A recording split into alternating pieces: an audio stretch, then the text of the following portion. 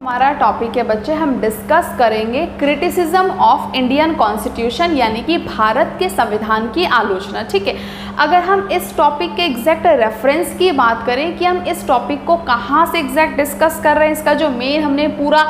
Reference लिया है वो कहाँ से है, तो ये आपकी जो मेन पॉलिटी की यूपीएससी की लक्ष्मीकांत बुक है, हमने इस टॉपिक का रेफरेंस जो है वहाँ से लिया। आप एग्जैक्ट बुक के थ्रू पूरा टॉपिक डिस्कस भी कर सकते हो, और अगर आप बुक के थ्रू पूरा पॉइंट टू पॉइंट जब इसको पढ़ोगे आप और साथ में वीडियो भी देखोगे तो आपके जितने भी डाउट्स हैं लगभग क्लियर हो जाएंगे। ठीक है, देखो बच्चे, जब हम क्रिटिसिज्म ऑफ इंडियन कॉन्स्टिट्यूशन की बात करते हैं तो ये एग्जैक्ट क्या है, इसका जो बेसिक फॉर्मेशन है वो क्या है। ठीक है, जब हम भारत के संविधान की संविधान सभा को डिस्कस करते हैं तो अगर आपको ध्यान हो तो 26 नवंबर 1949, ठीक है, 26 नवंबर 1949 ये वो डेट है जब इंडियन कॉन्स्टिट्यूशन, भारत का संविधान कंप्लीट हो गया, भारत के संविधान को एडॉप्ट किया गया, संविधान को अंगीकार किया गया। तो इसी तिथि में, इसी डेट में संविधान सभा के सभी सदस्यों ने लगभग सभा में हिस्सा लिया, सभा में भाग लिया, और कॉन्स्टिट्यूशन के कंप्लीट हो जाने पर कॉन्स्टिट्यूशन को बहुत ब्रीफली आपस में डिस्कस किया गया। तो कहा गया कि काफ़ी सारे थॉट जो प्रोसेस है वो निकल कर आए, सभी के अपने अपने काफ़ी सारे डाउट्स निकल कर आया, और इसी तिथि में कॉन्स्टिट्यूशन को कई जगह पर कई बात में बहुत ज़्यादा क्रिटिसाइज भी किया गया, उसकी आलोचना भी की गई। तो कॉन्स्टिट्यूएंट असेंबली में जब कॉन्स्टिट्यूशन कंप्लीट हो जाने पर संविधान को डिस्कस किया गया तो उसकी जब आलोचना निकल कर आई, जो उसको क्रिटिसाइज किया गया, तो उसी आलोचना में कुछ ऐसे तथ्य थे या कुछ ऐसे मेन स्टेटमेंट रहे जिसको कॉन्स्टिट्यूशन में आज भी वाद विवाद का टॉपिक माना जाता है, या जो एग्जैक्ट कॉन्स्टिट्यूशन की आलोचना या उसके आलोचक तत्व जो उसका क्रिटिसिज्म है वो कहलाते हैं। जब यहाँ पर संविधान सभा में कॉन्स्टिट्यूशन का क्रिटिसिज्म किया गया तो पहले हम एग्जैक्ट देखेंगे कि किस पॉइंट पर, किस स्टेटमेंट पर, किस पहलुओं पर कॉन्स्टिट्यूशन को क्रिटिसाइज किया गया। संविधान सभा के सदस्यों के अनुसार, कुछ सदस्यों के अनुसार एग्जैक्ट, एक तो ये था कि ये जो भारत का संविधान है अब बोरोड कॉन्स्टिट्यूशन, इसका एक क्रिटिसाइज था। बोरोड कॉन्स्टिट्यूशन एग्जैक्ट हम इसको भी पूरा ब्रीफ में समझेंगे, यानी कि उधार का थैला, भारत के संविधान में बहुत सारी चीज़ें अदर कॉन्स्टिट्यूशन से जनरेट की गई, वहाँ से ली गई हैं। इसके अलावा इंडियन कॉन्स्टिट्यूशन का जो सेकेंड क्रिटिसिज्म था, उसकी जो दूसरी आलोचना हुई, वो कहा गया अ carbon copy of the 1935 act, जो 1935 का भारत सरकार अधिनियम था, ये इसकी एक प्रतिरूपी है। इसके बाद इसको अन इंडियन और एंटी इंडियन पर क्रिटिसाइज किया गया कि भाई भारतीय और अभारतीय संविधान में इंडियन कॉन्स्टिट्यूशन को एलिफेंट साइज कहा गया, जो इसका लेंथीएस्ट है, जो लिखित संविधान की एक विशेषता है कि भाई ये भारत का सबसे बड़ा संविधान है, इस पर इसको क्रिटिसाइज किया गया। पैराडिक ऑफ द लॉयर्स कहा गया, जिसमें वकीलों के स्वर्ग को पूरा ब्रीफ इसमें आलोचक कहा गया। और आप इस पॉइंट को समझेंगे तो ये आज के आपके करंट के हिसाब से भी, या फिर आप प्रैक्टिकली भी इसको देखोगे तो काफ़ी हद तक ये जो कॉन्स्टिट्यूशन की आलोचना है ये काफ़ी हद तक सिद्ध भी होती है। ठीक, लास्ट है इसमें एन अन गांधीयन कॉन्स्टिट्यूशन की, गांधीवाद से ये संविधान काफ़ी परे है, गांधीवाद की जो मेन विचारधारा है उसको संविधान में नहीं रखा गया। ठीक है, तो यहाँ पर जो हमारा आज का टॉपिक है बच्चे, हमने इसको रखा कि संविधान की आलोचना की गई, और संविधान की आलोचना कहाँ हुई, जब कॉन्स्टिट्यूएंट असेंबली में संविधान को डिस्कस किया गया। संविधान के निर्माण में अगर आपको ध्यान हो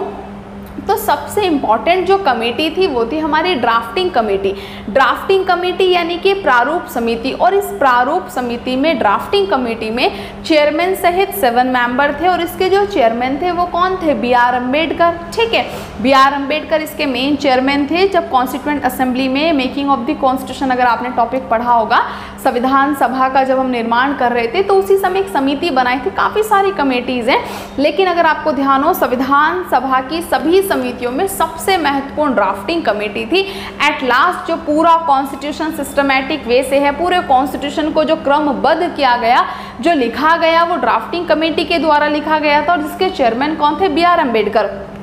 ठीक है, थोड़ा सा प्रैक्टिकली ऐसे भी समझ सकते हैं। मेरा कहने का मतलब क्या है बच्चे, जब हमने इस डेट में कॉन्स्टिट्यूशन कंप्लीट कर लिया और जब संविधान पर पूरा ब्रीफ सभी ने डिस्कस किया, तो संविधान सभा के जिन सदस्यों ने इस संविधान की आलोचना की, इन स्टेटमेंट्स पर उसको एक तरीके से क्रिटिसाइज किया, तो इसका जो जवाब दिया वो ड्राफ्टिंग कमेटी के चेयरमैन और जो अदर मेंबर थे उन्होंने इसका आंसर किया, उन्होंने यहाँ पर डिस्कशन में हिस्सा लिया है। ठीक है, अब भारत के संविधान की जिन पहलुओं पर आलोचना की गई, जिन तथ्यों पर उसको नकारा गया, जिसमें से हमारा फर्स्ट पॉइंट है अ बोरोड कॉन्स्टिट्यूशन। संविधान की सबसे पहली जो आलोचना हुई, जो सबसे बड़ी आलोचना की गई, वो कहा गया कि ये संविधान एक उधार का थैला है। कई जगह आप पढ़ोगे, हर राइटर्स के इसमें अपने अपने एक तरीके से व्यूज़ हैं, या फिर संविधान सभा के जितने भी मेंबर्स हैं, काफ़ी सारे मेंबर्स आप देखोगे उन्होंने अपने व्यूज़ रखे, अलग अलग तरह से कॉन्स्टिट्यूशन को क्रिटिसाइज़ किया। आज हम क्या करेंगे, जो कॉन्स्टिट्यूशन का क्रिटिसिज्म है, इसका एक सिंपल वे में हम इसका पूरा जो एक तरीके से इसका पूरा थॉट प्रोसेस है, हम उसको डिस्कस करेंगे कि इन सब का मीनिंग क्या है, किस तरह से संविधान को क्रिटिसाइज़ किया गया। देखो अब यहाँ जो हमारा फर्स्ट पॉइंट है, कॉन्स्टिट्यूशन के लिए क्रिटिसिज्म बना अ बोरोड कॉन्स्टिट्यूशन, इसको बोरोइंग कॉन्स्टिट्यूशन कहा, बैक्स ऑफ बोरोइंग कहा गया, होच पोच कॉन्स्टिट्यूशन कहा। काफ़ी सारे स्टेटमेंट्स आते हैं इसमें कि भारतीय संविधान को उधार की पेटी या फिर उधार का थैला कहा गया। ठीक है, देखो बच्चे, जब आप इसको समझोगे कि इंडियन कॉन्स्टिट्यूशन को बोरोड कॉन्स्टिट्यूशन किस आधार पर कहा गया, तो यहाँ पर संविधान सभा के वे सदस्य जो इस क्रिटिसिज्म को सपोर्ट करते रहे, तो उन्होंने कहा कि भाई जो भारत का संविधान है इसमें किसी भी नवीन तथ्यों का समावेश नहीं किया गया। आपने क्या किया कि एग्जैक्ट काफ़ी सारे देशों का जो संविधान था उनकी कॉपी मंगाई, उनकी चीज़ों को पढ़ा और उन सबको मिलाकर इंडियन कॉन्स्टिट्यूशन बना दिया, उन सबको इंडियन कॉन्स्टिट्यूशन में अलग से पॉइंट रख दिया, कुछ भी इसमें विशेष या यूनिक नहीं जोड़ा गया। तो ये सब बोरोड कॉन्स्टिट्यूशन का जो एक आलोचना थी वो कहा गया। अब इसके एक तरीके से रेफरेंस में अगर आप कहें या इसके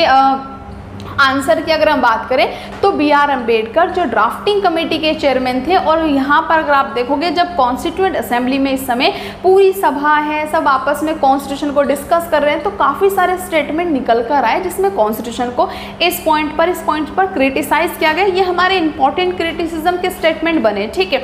और B.R. अम्बेडकर ने बहुत ही ज़्यादा बहुत अच्छी एक तरीके से बुद्धिमता कहें आप, बहुत वाइजली, बहुत ही एक क्लेवरनेस से, बहुत ही चालाकी से सभी आंसर्स को क्लियर किया, सभी के डाउट्स क्लियर करे। ठीक है,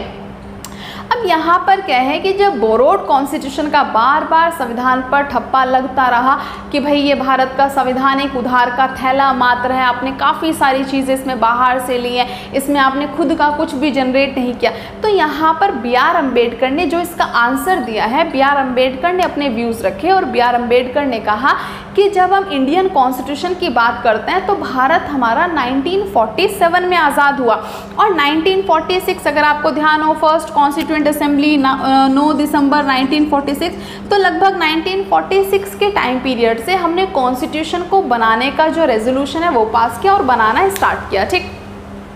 अब यहाँ पर इन्होंने कहा B.R. अम्बेडकर ने कि जब हमने कॉन्स्टिट्यूशन को बनाना स्टार्ट किया, जो हमारा 1947 का ये टाइम पीरियड है जब भारत आज़ाद हुआ, तो यहाँ पर इससे लगभग 100 साल पहले ही विश्व के कई सारे संविधान लिखे जा चुके हैं।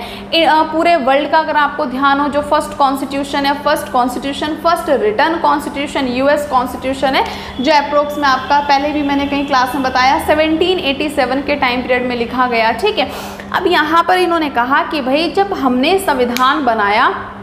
1947 के टाइम पीरियड में, तो यहाँ पर इससे लगभग 100 साल पहले विश्व के कई सारे देशों के संविधान लिखे जा चुके हैं, और किसी भी कंट्री में जहाँ पर एक डेमोक्रेटिक पॉलिसी है, डेमोक्रेसी है, और किसी भी एक सिविलियन कंट्री में एक सभ्य राष्ट्र को रूल करने के लिए, रेगुलेट करने के लिए आज के दौर में संविधान की सभी को आवश्यकता है। और आप देखेंगे कि सभी देशों के संविधान में एक समरूपता दिखाई पड़ती है। अगर हम एग्जैक्ट थोड़ा सा शुद्ध भाषा में कहें तो जैसे आपको खुद में भी अगर कभी आपने पढ़ा कॉन्स्टिट्यूशन और ये लगता हो कि भारत के संविधान में बहुत सारी ऐसी चीज़ें हैं जो हमने दूसरे देशों से ली हैं, लेकिन अगर आप इंडियन कॉन्स्टिट्यूशन को बिल्कुल अलग रख के अगर केवल सभी कॉन्स्टिट्यूशन को डिस्कस करें तो विश्व के सभी संविधानों में भी काफ़ी एक समानता मिलती है। जो संविधान भारत का संविधान बनने से पहले भी आपस में उनमें एक सिमिलैरिटी थी। कहने की बात क्या है बच्चे, यहाँ पर B.R. अम्बेडकर संविधान सभा के सदस्यों को समझाते हैं कि अगर हम एक नेशन की बात करें, एक देश की बात करें, तो एक देश में जहाँ पर एक डेमोक्रेटिक क्या आधुनिकता है, वहाँ पर पूरे देश का रूल चलाने के लिए, प्रशासन चलाने के लिए वही एडमिनिस्ट्रेशन फंक्शन चाहिए जो हमें आधुनिक ढंग से एक अच्छे सभ्य समाज का निर्माण कर सकें। तो सभी विकासशील देशों में एक समानता, एक कॉन्स्टिट्यूशन की जो एक रूपता है, एक समानता है। बोरोइंग कॉन्स्टिट्यूशन की बात करते हैं तो बोरोइंग कॉन्स्टिट्यूशन में यानी कि जो हमारा एक उधार का थैला मात्र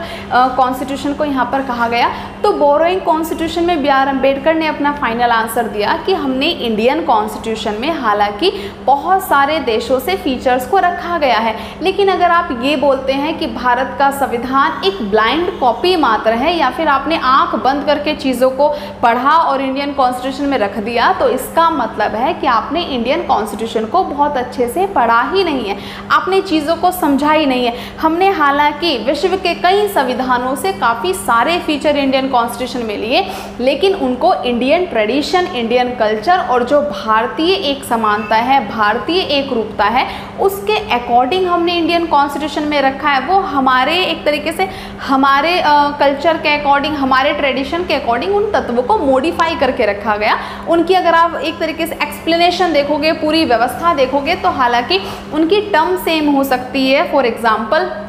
जैसे बच्चे हम बोल देते हैं कि हमने इंडियन कॉन्स्टिट्यूशन में अमेंडमेंट जो प्रोसेस है, पूरा कॉन्स्टिट्यूशन अमेंडमेंट प्रोसेस है, अगर आपको ध्यान हो आर्टिकल 368 हमने ये साउथ अफ्रीका से लिया, लेकिन जो इसका पूरा ब्रीफ आर्टिकल 368 इंडियन कॉन्स्टिट्यूशन में पढ़ोगे तो इसकी एक्सप्लेनेशन बिल्कुल अलग है। एक टर्म है मात्र हमने यानी कि ली है। सिंपल आप फंडामेंटल राइट्स की बात करो कि फंडामेंटल राइट्स हमने यूएसए से लिए, लेकिन फंडामेंटल राइट्स हमारे अपने खुद के पहले 7 फंडामेंटल राइट थे, at present 6 right to property remove कर दिया। किन तथ्यों पर रिमूव किया गया? हमने 6 फंडामेंटल राइट जो रखे हैं वो इंडियन कल्चर के अकॉर्डिंग रखे हैं। तो ये इसकी एक मेन एक्सप्लेनेशन है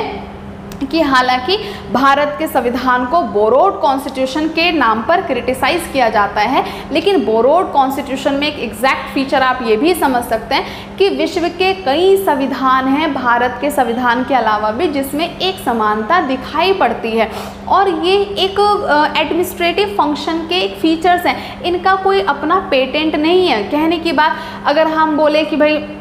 हमने इंडियन कॉन्स्टिट्यूशन में जो फंडामेंटल ड्यूटीज़ हैं वो रशिया से ली हैं हमने, तो रशिया बोले कि इस पे हमारा पेटेंट है। तो एडमिनिस्ट्रेटिव जो पॉलिसीज़ हैं वो लगभग सभी डेमोक्रेटिक नेशंस में आधुनिक ढंग से एक समान हो सकती हैं और एक समान ही हैं। एक विकसित राष्ट्र बनाने के लिए उस पर किसी कंट्री का कोई पेटेंट नहीं है। तो आप ये नहीं बोल सकते ये चीज़ आपने यहाँ से ली है, ये इस कंट्री से ली है। हमने यहाँ पर इंडियन फीचर्स का जो ये पूरा चैप्टर भी कॉन्स्टिट्यूशन में रखा, वो इंडियन कॉन्स्टिट्यूशन को आम लोगों तक इजीली समझाने के लिए रखा है। वहाँ पर ऐसा नहीं है कि हम कंट्री से हमने किसी से परमिशन लेकर उनके फीचर्स रखे हैं, ठीक है। इसके बाद बच्चे इंडियन कॉन्स्टिट्यूशन का जो नेक्स्ट क्रिटिसिज्म है वो है अ carbon copy of the 1935 act. इस बात पर भी, इस आधार पर भी भारत के संविधान को कई बार क्रिटिसाइज किया जाता है कि 1935 का जो भारत सरकार अधिनियम है उसकी एक कॉपी मात्र है, उसी की पूरी एक तरीके से व्यवस्थाओं को इंडियन कॉन्स्टिट्यूशन में रख दिया गया। इंपॉर्टेंट चीज़, जब तक भारत का संविधान नहीं बना था, ठीक है, इंडियन कॉन्स्टिट्यूशन 26 नवंबर 1949 में कंप्लीट हुआ, इसको लागू किया 26 जनवरी 1950 में, ठीक है। इतने टाइम में भी जो संविधान बनने में पूरा 2 साल 11 माह 18 दिन का समय लगा, इतने टाइम में भी हमारी पूरी कंट्री का रूल रेगुलेशन कैसे चलता था, और संविधान का जब कोई आधार भी नहीं था, तो उससे पहले भी अगर आपको ध्यान हो हम लगभग 200 साल ब्रिटिशर्स के गुलाम रहे, तो उन 200 साल में भी हमारे देश का रूल रेगुलेशन कैसे चलता था। तो जो ब्रिटिश एडमिनिस्ट्रेटिव पूरी पॉलिसीज़ थी, उनकी फैसिलिटीज़ थी, उन्हीं के अकॉर्डिंग सब रूल होता था, ठीक है। अब यहाँ पर इसका आंसर क्या किया गया, इसमें कहा गया कि भाई भारत के संविधान में आपने क्या किया, एक स्पेशल पॉइंट है एडल्ट यूनिवर्सल, अगर आपको ध्यान हो एडल्ट यूनिवर्सल जो फ्रेंचाइजी वाला पॉइंट है, वयस्क मताधिकार वाला, एक इस नए स्टेटमेंट को, पॉइंट को आपने 1935 के साथ जोड़कर और as it is Indian constitution में सारी व्यवस्थाओं को रख दिया और इसमें कुछ भी चेंज नहीं किया गया, ठीक है। अब यहाँ पर बी आर अम्बेडकर क्या बोलते हैं कि भाई इस पॉइंट पर आप इंडियन कॉन्स्टिट्यूशन को, ठीक है भाई, आप क्रिटिसाइज़ कर सकते हो कि आपने भारत के संविधान में कोई नवीन चीज़ें नहीं रखी, कोई यूनिक पॉलिसीज़ नहीं रखी। आपने क्या किया, 1935 का जो अधिनियम है वो पूरा एक बहुत बड़ी बुकलेट है ये एक्ट भी खुद में, और आपने इसके काफ़ी चैप्टर्स को एज इट इज़ रख दिया, ठीक है। फॉर एग्जाम्पल अगर आपको ध्यान हो, यूपीएससी है, ऑफिस ऑफ गवर्नर है, ठीक है, जुडिशरी सिस्टम है, हमारा इमरजेंसी प्रोविज़न है, ये सब 1935 के अधिनियम से हमने इंडियन कॉन्स्टिट्यूशन में लिए, ठीक है। अब यहाँ पर क्या कहा गया भाई कि जब तक भारत का संविधान नहीं बना था तो एज अ कॉन्स्टिट्यूशन क्या वर्क करता था, तो एज अ कॉन्स्टिट्यूशन हम पर जो कुछ समय वर्क करता है वो 1935 का गवर्नमेंट इंडिया एक्ट करता है। और इस एक्ट की, इस एडमिनिस्ट्रेटिव फैसिलिटीज़ की काफ़ी चैप्टर्स, काफ़ी टर्म को इंडियन कॉन्स्टिट्यूशन में हमने एज इट इज़ यहाँ पर इंक्लूड कर लिया, रख लिया। अब बच्चे B.R. अम्बेडकर बोलते हैं कि भाई अगर हम भारतीय की बात करें तो भारतीय प्रशासन, संपूर्ण भारतीय जनता लगभग 200 साल ब्रिटिश एडमिनिस्ट्रेशन के अंडर में रही है, इनके अकॉर्डिंग यहाँ पर इन्होंने रूल किया। और हम 1947 की अगर सामाजिक दृष्टि की भी बात करें तो 1947 में जो भारतीय जनता है वो बहुत ज़्यादा लिटरेट नहीं है, ठीक है, लोग अभी भी मतलब साक्षर नहीं है, बहुत ही गरीब हैं एक तरीके से आप बोल सकते हैं। और अगर हम इन लोगों के सामने एक नया एडमिनिस्ट्रेशन रख दें, एक नई फैसिलिटीज़ रख दें, तो फिर से हमको ज़ीरो से स्टार्ट करना पड़ेगा। ब्रिटिश शासन से लोग भली भांति परिचित हो चुके थे। अब ग्रामीण से ग्रामीण स्तर पर भी लोगों को इस चीज़ की जानकारी हो गई थी कि हाँ भाई कलेक्टर ऑफिस है, वहाँ पर ये सब चीज़ें होती हैं, इस चीज़ के लिए हमें यहाँ जाना है, ये दफ्तर है, इस व्यक्ति का ये ग्रामीण अधिकार, ये इसका ये अधिकार है। तो यानी कि जो ग्रामीण स्तर तक अगर भारतीय लोगों की हम बात करें तो काफ़ी हद तक वो ब्रिटिश प्रशासन के एक तरीके से हैबिचुअल हो चुके थे और काफ़ी हद तक उनको जानकारी हो चुकी थी। अब हम 1950 में जब संविधान लागू करें और लोगों के सामने एक नया बिल्कुल अलग थलग एक प्रशासन ला के रख दे तो फिर उसको पूरे राष्ट्र में इम्प्लीमेंट करना बहुत ज़्यादा अनावश्यक हो जाएगा, ठीक है, और बहुत ही ज़्यादा उसमें प्रॉब्लम भी आएंगी, उसमें भी बहुत ज़्यादा क्रिटिसिज्म होता। और अभी तो ये जो क्रिटिसिज्म है ये संविधान सभा के बुद्धिजीवी वर्ग द्वारा किया गया। और अगर हम नवीन कॉन्स्टिट्यूशन की बात करते, नई एडमिनिस्ट्रेटिव फंक्शन की बात करते और उसके बाद जो इंडियन कॉन्स्टिट्यूशन का क्रिटिसिज्म होता तो वो आम जनता के द्वारा भी किया जाता, ठीक है। इसके अलावा आप इसमें ऐसा भी समझ सकते हैं कि भारतीय संविधान में अगर कार्बन कॉपी की बात की जाए तो हालांकि यहाँ पर जो एक तरीके से B.R. अम्बेडकर है उन्होंने कहा कि मैं इस बात को यहाँ पर एग्री करता हूँ कि हमने भारतीयों के सामने मैं कोई बहुत ज़्यादा यूनिक एडमिनिस्ट्रेशन नहीं रख पाया या बहुत एक कोई नवीनता नहीं ला पाया, और उसको ना लाने का जो मेन रीज़न था वो यही था कि हमारे जो ब्रिटिश एडमिनिस्ट्रेशन है उसको भी 200 साल हम यहाँ पर एक तरीके से फॉलो कर चुके हैं और हमें वो एडमिनिस्ट्रेशन से कोई एग्जैक्ट प्रॉब्लम नहीं। हालांकि उस एडमिनिस्ट्रेशन में हमें रिफॉर्म चाहिए था, कुछ चेंजेस चाहिए था, और हम उसको अब अपने अकॉर्डिंग, अपने कॉन्स्टिट्यूशन पॉलिसीज़ के अकॉर्डिंग हम अपने तरीके से उसको चलाएंगे और उसको देश में इम्प्लीमेंट करेंगे, ठीक है। अब इंडियन कॉन्स्टिट्यूशन को जो क्रिटिसाइज किया गया नेक्स्ट पॉइंट पर वो है बच्चे अन इंडियन और एंटी इंडियन क्वेश्चन, यानी कि यहाँ पर संविधान को कहा गया भारतीय और अभारतीय, ठीक है। अब यहाँ पर इस पॉइंट पर जो कॉन्स्टिट्यूशन को क्रिटिसाइज किया गया वो कहा गया कि भाई यहाँ पर कुछ संविधान सभा के सदस्य, आपने सुना भी होगा, स्टेटमेंट देते हैं कि हमें तो भाई सितार और जो वीणा का संगीत था वो चाहिए था और आपने हमारे सामने अंग्रेजी बैंड का संगीत प्रस्तुत कर दिया। यानी कि संविधान सभा के जो कुछ सदस्य हैं वो अपनी प्राचीन जो प्रथाएं हैं, भारतीयों की जो प्राचीन परंपराएं हैं उनकी बात करते हैं। वो संविधान सभा के सामने बोलते हैं कि भाई जो आपने कॉन्स्टिट्यूशन बनाकर रखा है इस कॉन्स्टिट्यूशन में कोई भारतीय झलक तो दिखाई नहीं पड़ती, कोई भारतीय दर्शन तो हमें दिखाई नहीं पड़ता, ना ये हमारे इंडियन कल्चर को दर्शाता है, भारतीय परंपराओं को दर्शाता है। ये एक फॉरेन नेचर कॉन्स्टिट्यूशन है। कई तथ्यों पर बार बार संविधान को फॉरेन नेचर कॉन्स्टिट्यूशन, विदेशी आधार पर बनी बुकलेट, इस तरह के कई ज़्यादा स्टेटमेंट इसको तथ्यों से इसको कहा गया, काफ़ी ज़्यादा क्रिटिसाइज़ किया गया। अब B.R. अम्बेडकर और जो ड्राफ्टिंग कमेटी के मेंबर हैं वो यहाँ पर कहते हैं कि भाई अगर हम भारतीय और अभारतीय की बात करते हैं या फिर अगर आप कॉन्स्टिट्यूशन को क्रिटिसाइज़ करते हैं, आप बोलते हैं कि इसमें भारतीय जो प्राचीन ट्रेडिशन है, परंपराएं हैं वो देखने के लिए नहीं मिलती। पहली बात तो ये है जो इंडियन है, जो हमारा भारत एक देश है, इसमें इतनी ज़्यादा डाइवर्सिटी है, इतनी ज़्यादा विभिन्नता है कि आप किस ट्रेडिशन की बात कर रहे हो। यहाँ पर तो अभी 200 साल ब्रिटिशर्स ने राज किया, इससे पहले यहाँ पर एक तरीके से पूरा मुस्लिम राष्ट्र था। यहाँ पर एक तरीके से जो मुस्लिम उनका मुगल का रूल था सिंपल, उससे पहले हिंदू राजा भी यहाँ पर रहे हैं। तो आप किन प्राचीन ट्रेडिशन की बात कर रहे हैं, या फिर आप भारत में एग्जैक्ट किसी एक ट्रेडिशन को वैल्यू कैसे दे सकते हैं, किसी एक ट्रेडिशन कल्चर की हम बात कैसे कर सकते हैं। संविधान सभा के सदस्य यहाँ पर बोलते हैं कि भाई ये भारतीय और अभारतीय संविधान का एक रूप था जो आपने बनाकर रखा है, ये इंडियंस में आधुनिक ढंग से नहीं चल पाएगा। ये एक फॉरेन नेचर कॉन्स्टिट्यूशन है जिसमें बहुत ही ज़्यादा क्रिटिसिज्म होगा, बाद में बहुत ज़्यादा वाद विवाद होगा और ये संविधान रद्द हो जाएगा। हालांकि आप भी इस चीज़ को जानते हैं कि इंडियन कॉन्स्टिट्यूशन एक इंटीग्रेटेड कॉन्स्टिट्यूशन पूरे वर्ल्ड में अखंड संविधान का भी एक फीचर और एग्जाम्पल रखता है जो आज तक कभी रद्द नहीं हुआ। हालांकि समय समय पर आधुनिक ढंग से उसमें काफ़ी ज़्यादा अमेंडमेंट्स हुए हैं, ठीक है। इसके बाद कॉन्स्टिट्यूशन को क्रिटिसाइज किया गया एलिफेंट साइज।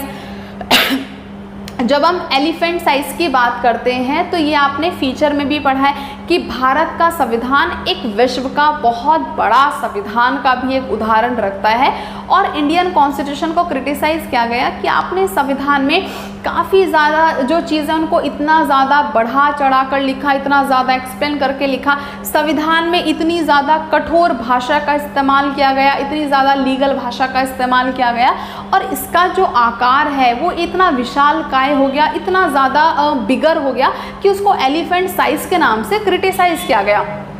अब यहाँ पर बचाव में क्या कहा गया, यहाँ पर बचाव में कहा गया कि भाई भारत के संविधान में हमने हालांकि बहुत सारी कंट्री से फीचर लिए, लेकिन ये जो हमने बहुत सारी कंट्री से फीचर लिए इसमें हमारी भी खुद की अपनी विशेषता है। हमने पार्लियामेंट्री सिस्टम एडॉप्ट किया, लेकिन हमने पार्लियामेंट्री सिस्टम में भी आप देखोगे इंडियन कॉन्स्टिट्यूशन फेडरल का भी एग्जाम्पल रखता है। इंडियन कॉन्स्टिट्यूशन कंप्लीटली फेडरल या फेडरलिज्म को डिनोट नहीं करता, लेकिन कई जगह पर सेंटर के भी अपने कुछ राइट हैं, स्टेट के भी अपने कुछ राइट हैं और स्टेट के भी बहुत ज़्यादा ब्रीफ राइट है।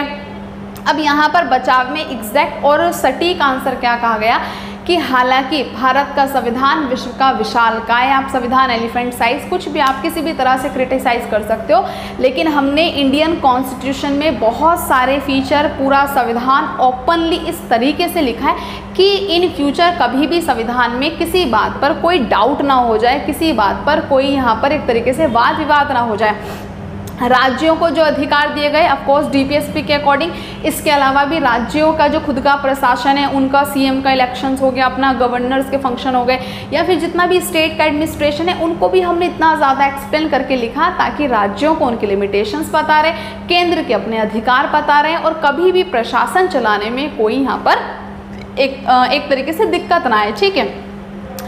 इसके अलावा इंडियन कॉन्स्टिट्यूशन को क्रिटिसाइज किया गया वकीलों के स्वर्ग के नाम पे। और आप अगर इसको देखोगे आधुनिकता से आप भी काफ़ी ज़्यादा परिचित हो, काफ़ी सारे आप केसेस भी देखते हो, व्यक्ति मर जाता है, केस की तारीख नहीं आती, बहुत ज़्यादा लंबा समय हो जाता है, साल बीत जाता है, एग्जैक्ट जो क्राइम होता है भारतीय जनता वो भी भूल जाती है और केस सोल्व नहीं होते। तो कहीं पर यही उसका एक मेन क्रिटिसिज्म जो आज तक एक सही आलोचना भी इसको हम कह सकते हैं कि भारत का संविधान वकीलों का स्वर्ग माना जाता है। देखो 1947 के टाइम पीरियड में जब हमने इंडियन कॉन्स्टिट्यूशन को लिखा तो उस समय जो मेन बुद्धिजीवी वर्ग था वो कौन था, वो एक तरीके से भारत में जो लॉयर्स हैं, जो वकील हैं वही हैं, ठीक है। सब उस समय एक तरीके से इसी ऑक्यूपेशन को आप बोल सकते हैं अपना रहे हैं। और यहाँ पर कहा गया कि इंडियन कॉन्स्टिट्यूशन की जो लैंग्वेज है ये इन्होंने वकीलों ने जिन्होंने संविधान लिखा, इन्होंने इंडियन कॉन्स्टिट्यूशन की जो लैंग्वेज है उसको खुद इतना ज़्यादा कठोर और जटिल किया, उसको एग्जैक्ट हम कहें तो लीगल लैंग्वेज में जो लिखा इतना ज़्यादा कठोर और जटिल इस रूप में लिखा ताकि यही इसको क्लियर कर सके। संविधान सभा के सदस्यों ने इस पॉइंट पर कॉन्स्टिट्यूशन की आलोचना कही और कहा कि हमें एक साधारण सामान्य सी ऐसी नियम कानून की पुस्तक चाहिए थी कि जिसे एक आम व्यक्ति भी पढ़े तो पढ़ते समय उसके अंदर एक अपने राष्ट्र के प्रति उत्साहपूर्ण हो। ये कॉन्स्टिट्यूशन इतना ज़्यादा ब्रीफ, इतना ज़्यादा बोरिंग और इतना ज़्यादा कठोर भाषा में लिखा गया कि जिसको एग्जैक्ट जो मेन वकील वर्ग है वही पढ़ सकता है, और बार बार उन्हीं की इस समय आप समझ सकते हो कि बार बार वही कॉन्स्टिट्यूशन को क्लियर करेंगे। तो कोई भी व्यक्ति का केस होगा, मुकदमा होगा, वो बार बार वकीलों के पास जाना पड़ेगा, वही उनको एक तरीके से कोई भी इसमें सॉल्यूशन होगा वही समझाएंगे, वही पूरा जुडिशरी फंक्शन हैंडल करेंगे। तो यहाँ पर कहा गया कि इंडियन कॉन्स्टिट्यूशन को ज़्यादा हद तक वकीलों ने खुद जानबूझकर इतना ज़्यादा लीगल लैंग्वेज में और कठोर रखा ताकि उनकी अच्छी कमाई हो सके, ठीक है। इसके अलावा आप इसमें ये भी समझ सकते हैं कि यहाँ पर संविधान सभा के सदस्यों ने कहा कि आपने कॉन्स्टिट्यूशन को इतना ज़्यादा जटिल बनाया है कि आप देखेंगे कि इन फ्यूचर इसमें बहुत ज़्यादा लिटिगेशंस होंगे, बहुत ज़्यादा इसमें वाद विवाद होंगे, और आपको कहीं जगह पर कॉन्स्टिट्यूशन को बार बार रिफॉर्म करना पड़ेगा और इसमें बार बार डाउट्स होंगे, ठीक है। इसके बाद बच्चे लास्ट है इसमें एन अन गांधीयन कॉन्स्टिट्यूशन की, इसमें गांधीवाद की झलक नहीं दिखाई पड़ती। ये भी इंडियन कॉन्स्टिट्यूशन का एक क्रिटिसिज्म है, एक आलोचना है कि भाई संविधान सभा के सदस्यों ने बी आर अम्बेडकर पर एग्जैक्ट कह सकते हैं एक और आरोप लगाया और उनको कहा कि आपने इसमें गांधीवाद की झलक नहीं रखी। गांधी जी कभी भी ऐसा जटिल, ऐसा एक रिजिड कॉन्स्टिट्यूशन नहीं चाहते थे कि जिसको आम व्यक्ति खुद भी समझ ना सके। एग्जैक्ट अगर आप ये तो पूरे कॉन्स्टिट्यूशन की बात कर रहे हैं जिसमें पूरे आर्टिकल्स वगैरह लिखे गए हैं, अगर आप पॉलिटी की भी बुक की भी बात करेंगे तो जैसे आज का सबसे ज़्यादा रेफ़र करते हैं लक्ष्मीकांत तो बच्चा आप लक्ष्मीकांत भी देखोगे वो इतनी ज़्यादा इजी लैंग्वेज में लिखी गई है, वो बहुत ही ज़्यादा सिंपल लैंग्वेज में कॉन्स्टिट्यूशन का आप एक ट्रांसलेशन ही बोल सकते हैं, बहुत ही इजी लैंग्वेज में उसको राइटर ने बुक को लिखा है। लेकिन आप अगर उसको पढ़ोगे तो कई पॉइंट पर बच्चे क्या है उसमें भी बहुत ज़्यादा कंफ्यूज हो जाते हैं कि इसका मीनिंग क्या है, इसका स्टेटमेंट का अर्थ क्या होगा, इसका मतलब क्या है, जिसमें आप देखोगे कि वो बहुत ज़्यादा ईजी लैंग्वेज में है। अगर आप एग्जैक्ट मेन कॉन्स्टिट्यूशन में आप अगर चेक करो और मेन आर्टिकल जो एग्जैक्ट कॉन्स्टिट्यूशन में उस समय लिखे गए थे उनकी लैंग्वेज पढ़ो तो वो आपको समझ ही नहीं आएंगे, वो बहुत ही ज़्यादा लीगल लैंग्वेज है, ठीक है। अब जो अन गांधीयन कॉन्स्टिट्यूशन का यहाँ पर आरोप लगाया, इसमें कहा कि यहाँ पर बी आर अम्बेडकर, थोड़ा सा अगर आपने मॉडर्न हिस्ट्री पढ़ी हो तो मॉडर्न हिस्ट्री में कई जगह ऐसे केसेस दिखाई पड़ते हैं, ऐसे मामले या ऐसे आप देखोगे वाद विवाद हैं जहाँ पर गांधी और जो अम्बेडकर हैं दोनों की आपस में एक तरीके से मतभेद है, एक समानता नहीं है। कई जगह गांधी जी के जो मूवमेंट है, आंदोलन है, बी आर अम्बेडकर ने उसको सपोर्ट भी नहीं किया हुआ।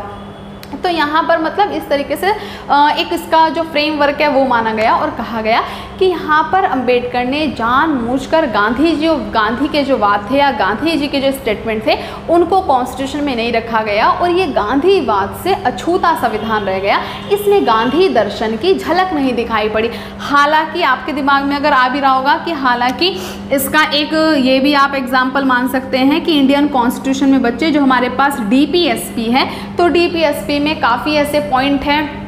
जिसमें आप गांधीवाद दर्शन की झलक देख सकते हैं। और पंचायत है कि इंडियन कॉन्स्टिट्यूशन में बाद में इसको भले ही 73 अमेंडमेंट के अकॉर्डिंग इसको लिया गया, लेकिन बाद में इसमें मतलब गांधी दर्शन का ऐसा नहीं है कि पूरे कॉन्स्टिट्यूशन में कोई भी स्टेटमेंट नहीं है, कोई भी पॉइंट नहीं है। काफ़ी जगह जो गांधी जी के खुद के सिद्धांत थे उनको भी संविधान में रखा गया, ठीक है। तो एग्जैक्ट अगर हम बात करें इंडियन कॉन्स्टिट्यूशन के ये क्रिटिसिज्म है, a borrowing constitution, a carbon copy of 1935 act,